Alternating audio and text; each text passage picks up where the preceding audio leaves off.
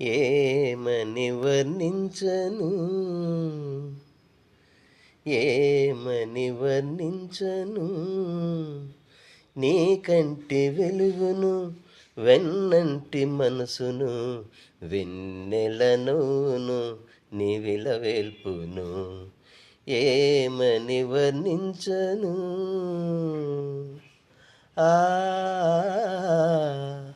ఆ పైరగాలిలాగా చల్లగా ఉంటాడు, తెల్లారి వెలుగుల వెచ్చగా ఉంటాడు, తీర్చిన బొమ్మల తీరైన వాడు, తీరని రుణమేదో తీర్చుకోవచ్చాడు, ఏమని వర్ణించను. రాముడు కాడమ్మా